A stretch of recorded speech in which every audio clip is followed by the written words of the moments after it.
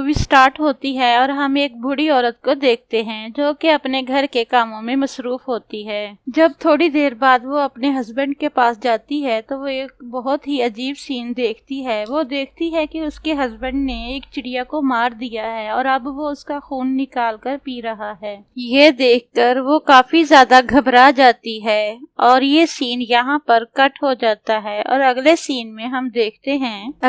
में हम एक आदमी को देखते हैं जो कि अपनी बेटी को अपनी वाइफ के पास छोड़ने आया है और इसकी वाइफ का नाम इरीज होता है। असल में कुछ अरसा पहले इनके बेटे की मौत एक समंदर में डूबने की वजह से हुई और अपने बेटे की मौत की जिम्मेदार इरीज खुद को मानती है। तब से इरीज डिप्रेशन का शिकार हो जाती है, इसलिए दोनों हस्बैंड वाइफ अलग अलग रहते हैं, लेकिन कभी कभी वो दोनों मिल लेते हैं। यहाँ पर इरीज का हस्बैंड उसे बताता है कि आज रात मुझे ऑफिस में काफी काम है, ऑफिस से आते आते मुझे काफी लेट हो जाऊंगा और इसलिए मैं अपनी बेटी को आपके पास छोड़ने आया हूँ। अपनी बेटी को इरीज के पास छोड़ने के बाद वो चला जाता है। अब इरीज अपनी बेटी को लेकर एक एथलेटिक क्लब में पहुंचती है। इरीज क्लब में एक सिक्योरिटी गार्ड की जॉब करती है। यहाँ पर अपनी बेटी को एक बास्केटबॉल वाले हॉल में लेकर आती है। वो उसे कहती है कि तुम यहीं पर खेलना और कोई शरारत मत करना और बाहर भी मत जाना। ये बातें करते हुए वो अपनी बेटी को एक मोबाइल भी देती है ताकि वो उससे बातें कर सके और सीसीटीवी कैमरे में उसको मॉनिटर भी कर सके ताकि वो अपनी मदर को आगाह कर सके।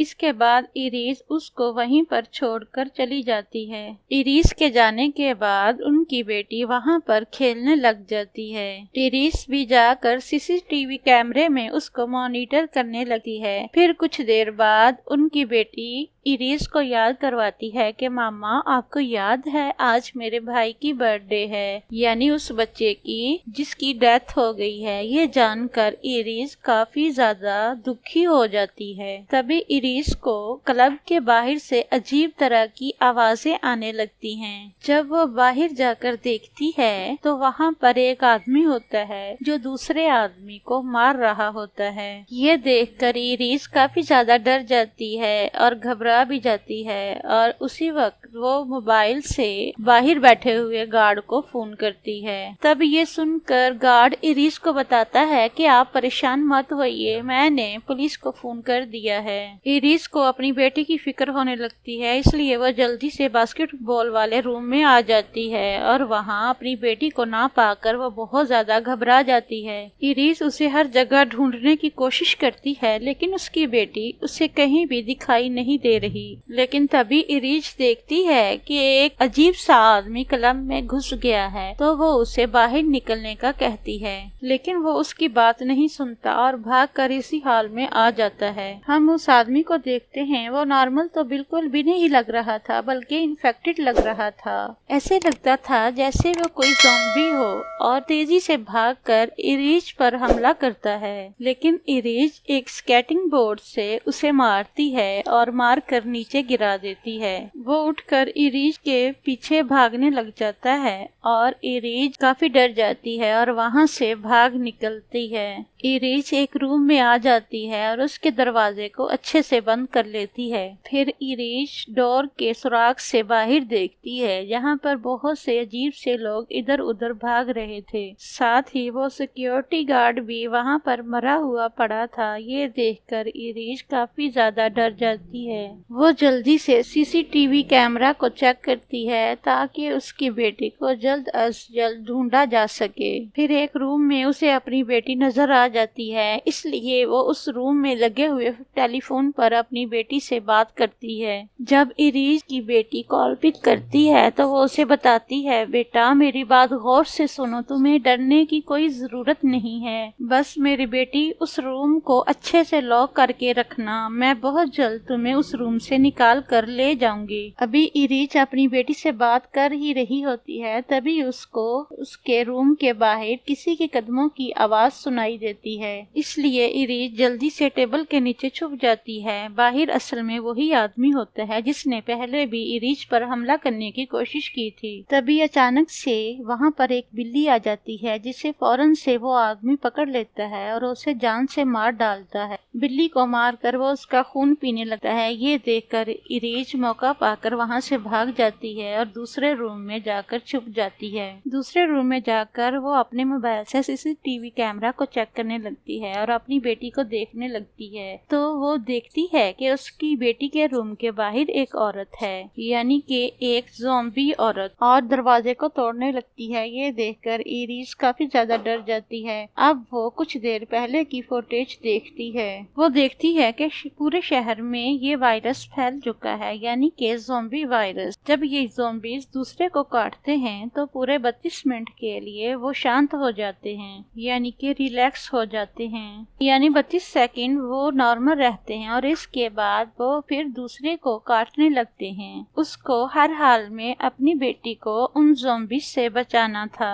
लेकिन ज़ॉम्बीज तो वहाँ पर हाल में घुसते ही जा रहे थे। यहाँ पर इरीज छुप छुप कर अपनी बेटी से मिलने जा रही होती है। यहाँ पर इरीज इन ज़ॉम्बीज से छुप छुप कर अपनी बेटी के पास जाने की कोशिश करती है। तभी एक ज़ॉम्बी उसे पकड़ लेता है और उस पर हमला कर देता है। तभी एक आदमी वहाँ पर आ जाता है, वो इरीज की जान बचा लेता है। इसके बाद वो आदमी इरीज को लेकर भागने लगता है। एक ज़ॉम्बी भी उनके पीछे पीछे भागता है, जिस पर वो तालाब में कूद जाते हैं। जैसे ही वो पानी में कूदते हैं तो वो ज़ॉम्बी भी उनके पीछे तालाब में कूद जाता है। पानी में कूदने की वजह से ज़ॉम्बी की वहीं पर मौत हो जाती है। इसके बाद इरीज और वो आदमी बाहर निकलते हैं। वो आदमी इरीज को बताता है कि उसका नाम लोइस है। वो अपनी बीवी को हॉस्पिटल लेकर जा रहा होता है और उसकी बीवी को बेबी होने वाला होता है। लेकिन रास्ते में जैसे ही मैं अपनी वाइफ को हॉस्पिटल लेकर जा रहा था तो एक ज़ॉम्बी ने हमारी एम्बुलेंस पर हमला कर दिया।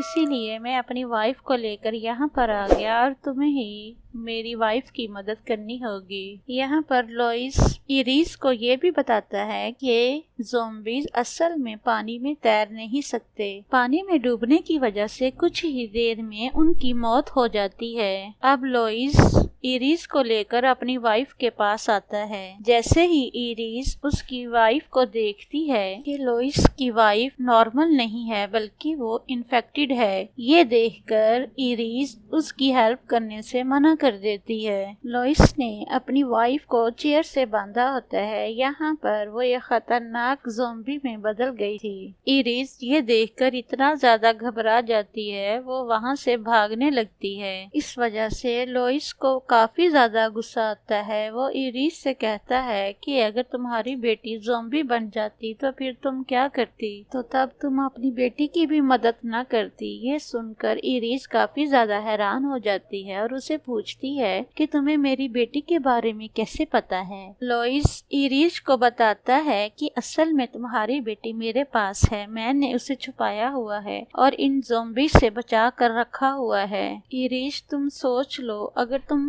मेरी मदद करोगी तब मैं तुम्हारी भी मदद करूंगा। ये सुनकर इरीज काफी ज्यादा डिसहार्ड होती है और उसकी मदद करने का कह देती है। वो उसकी वाइफ की मदद करने के लिए तैयार हो जाती है। ये लोइस की वाइफ को लेकर जब एक सेफ रूम में जा रहे होते हैं तभी उसकी नजर अपने हस्बैंड पर पड़ती है। वो वहाँ हॉल में पड़ा हुआ था और काफी ज्यादा जख्मी था और तड़प रहा था। इरीज देखती है कि उसका हस्बैंड इतना ज्यादा जख्मी है कि वो अपनी आखिरी सांसें गिन रहा है। उसका हस्बैंड यहाँ पर इसलिए था कि वो यहाँ अपनी बेटी को लेने आया था, लेकिन ज़ॉम्बीज ने उस पर हमला करके उसको जख्मी कर दिया था। लेकिन देखते ही देखते इरीज के हस्बैंड की मौत हो जाती है। ये देखकर वो काफी ज्यादा दुखी हो जाती है और रोने लग जाती है। उधर हम देखते हैं कि और काफी ज्यादा ज़ॉम्बीज इधर घुस गए हैं, इस हॉल में घुस गए हैं और उन दोनों पर हमला करने की कोशिश कर रहे हैं। यहाँ पर लोइस काफी ज्यादा स्मोक फैला देता है ताकि वो इन्हें नजर ना आ सके।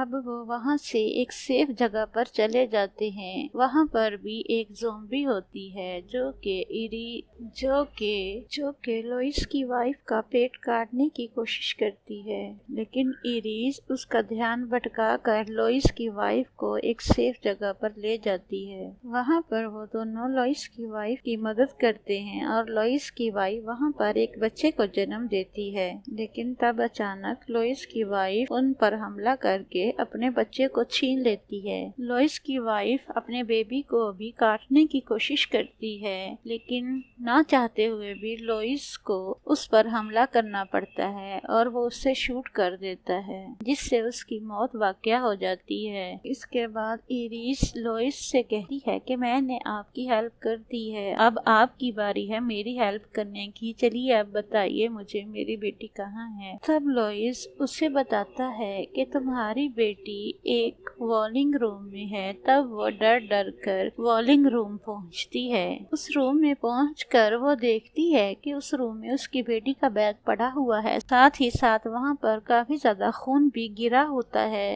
तभी इरिस का ध्यान आग की तरफ जाता है। वहाँ आग में एक छोटी बच्ची की लाश पड़ी होती है जो कि बुरे तरीके से जल रही होती है। ये देखकर इरिस काफी दुखी हो जाती है और रोने लगती है। उसे ये लग रहा था कि ये डेड बॉडी उसकी बेटी की है। इसके बाद इरिस वहाँ पर पड़ी हुई गन उठा लेती है। गन से वो खुद को शूट करके सुसाइड करने ही वाली होती है। तभी उसको वहाँ पर एक चूहा दिखाई देता है जो कि एक रूम का दरवाजा खुला होने की वजह से वहाँ पर चला जाता है। अब रीच भी उसके पीछे पीछे जाती है। उस रूम में जाकर वो वहाँ पर अपनी बेटी को देखती है, यानी उसकी बेटी जिंदा थी। वो काफी ज्यादा खुश हो जाती है और अपनी बेटी को गले से लगाती है। दोनों माँ बेटी एक दूसरे से मिलकर काफी खुश हो जाती हैं और यहाँ पर ये एक इमोशनल सीन होता है। वो अपनी बेटी को लेकर वहाँ से जाने लगती है, लेकिन वहाँ हॉल में काफी ज्यादा ज़ॉम्बीज होते हैं जो कि वहाँ पर खड़े हुए थे और कोई भी हरकत नहीं कर रहे थे। इसका मतलब ये था कि 32 सेकंड के लिए वो बिल्कुल नॉर्मल थे। इरीज यहाँ पर टाइमर लगाकर उनके बीच में से गुजरने की कोशिश करती है, लेकिन तभी टाइम खत्म हो जाता है और वो सभी ज़ॉम्बीज अपनी असली हालत में वापस आ जाते हैं। वो सभी उन दोनों पर हमला करने की कोशिश करते हैं और वो दोनों वहाँ से डर कर भागने लगती हैं। काफी ज्यादा ज़ॉम्बीज उनके पीछे पड़ जाते हैं, लेकिन फिर भी वो दोनों हिम्मत नहीं हारती। वो उनका मुकाबला करती हैं। वो दोनों भागते भागते बाहर आ जाती हैं और सारे ज़ॉम्बीज भी उसके पीछे पीछे बाहर आ जाते हैं। बाहर आकर वो दोनों जल्दी से एक गाड़ी में बैठ जाती हैं। फिर एरीज लकड़ी का एक टुकड़ा लेकर गाड़ी की ब्रेक पर रख देती है और गाड़ी को स्टार्ट कर देती है। फिर दोनों माँ बेटे गटर के रास्ते से होकर क्लब में वापस दोबारा आ जाती हैं। इस तरह से खाली गाड़ी चलती जा रही थी क्योंकि रेस पर लकड़ी का टुकड़ा जो रखा हुआ था। सब ज़ॉम्बीज को यही लगता है कि वो दोनों माँ बेटी गाड़ी के अंदर हैं, इसलिए वो गाड़ी को रोक लेते हैं। वो गाड़ी को चेक करते हैं। वो देखते हैं गाड़ी तो खाली है, गाड़ी में तो कोई भी नहीं है। इस तरह से इरीस का प्लान कामयाब हो गया और इस तरह वो ज़ॉम्बीज को धोखा देने में सक्सेसफुल हो जाती है। यहाँ इरीस और उसकी बेटी क्लब के अंदर होती हैं और आगे बढ़ रही होती हैं। कुछ देर आगे जाने के बाद वहाँ उन्हें लोइस मिलता है जो कि काफी बुरी हालत में होता है। यहाँ पर लोइस के पास उसका बच्चा भी होता है। यहाँ पर लोइस इरीस को बताता है कि बाहर समंदर के किनारे मेरी बोट खड़ी हुई है, तुम उसमें बैठकर यहाँ से निकल सकती हो और अपनी जान बचा सकती हो। अभी लोइस इरीस को ये बातें बता रहा होता है कि वहाँ पर ज़ॉम्बीज आ जाते हैं, यानी वही ज़ॉम्बी जो मूवी के स्टार्ट से ही इरीस के पीछे पड़ा होता है। यहाँ पर इरीस उस ज़ॉम्बी को मारने की कोशिश करती है, लेकिन वो ज़ॉम्बी इरीस को ही नीचे गिरा देता है। लेकिन जैसे ही वो ज़ॉम्बी इरीस पर हमला करता है तो इरीस की बेटी वहाँ पड़ी हुई स्टेबल गन उठाती है और उस पर हमला करती है और उसे मार देती है। वो दोनों दोबारा से उठती हैं और लोइस के पास जाती हैं, लेकिन वो देखती हैं कि लोइस तो मर चुका है।